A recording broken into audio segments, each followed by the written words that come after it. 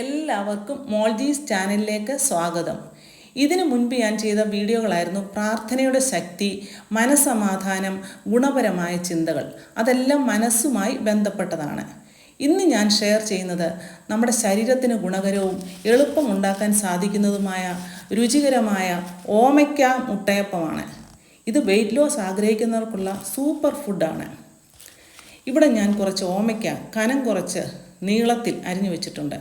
കൂടെ 4 മുട്ട, കുറച്ച് മുരിങ്ങയില, ഒരു പച്ചമുളക്, 1/4 ടീസ്പൂൺ കുരുമുളക് പൊടി, 1 ടേബിൾ സ്പൂൺ ഒലിവ് ഓയിൽ ഇല്ലെങ്കിൽ വെളിച്ചെണ്ണയോ വെജിറ്റബിൾ ഓയിലോ ഉപയോഗിക്കാം.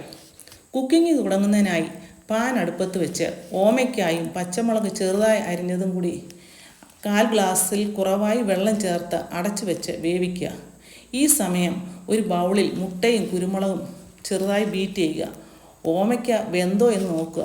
അടപ്പ് തുറന്ന് ഇളക്കി ബാക്കി വെള്ളവും വറ്റിക്കുക. ഈ സമയം ഒലിവ് ഓയിലോ വെജിറ്റബിൾ ഓയിലോ ഒഴിച്ച് ഓമയ്ക്ക അപ്പത്തിൻ്റെ ഷേപ്പിൽ വെക്കുക.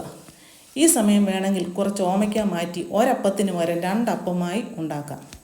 അപ്പത്തിൻ്റെ ഷേപ്പിലുള്ള ഓമയ്ക്കയിലേക്ക് ബീറ്റ് ചെയ്ത മുട്ട ഒഴിച്ചു പരത്തി മുരിങ്ങയിലയും വിതറി കുറച്ച് നേരം കൂടി അടച്ച് വേവിക്കുക. അപ്പം തിരിച്ചിടുക. ഇവിടെ ഹെൽത്തിയായും ടേസ്റ്റിയായുമായ ഓമയ്ക്ക മുട്ടയപ്പം റെഡി. ഇത് മറ്റൊരു രീതിയിലും ചെയ്യാം. വെന്ത ഓമയ്ക്കയിലേക്ക് കുറച്ച് മഞ്ഞൾപ്പൊടി വിതറി ഇളക്കുക. തണുത്തതിന് ശേഷം ഇത് അടിച്ചു വെച്ച മുട്ടയിലേക്ക് മാറ്റുക. മുരിങ്ങയിലയും കൂടി വിതറി ഒന്നുകൂടി ബീറ്റ് ചെയ്ത് ചെറിയ അപ്പമായും ഉണ്ടാക്കിയെടുക്കാം. ഈ രീതിയിൽ ചെയ്താൽ അപ്പം മുറിയാതെയും കളർഫുള്ളായും ലഭിക്കും.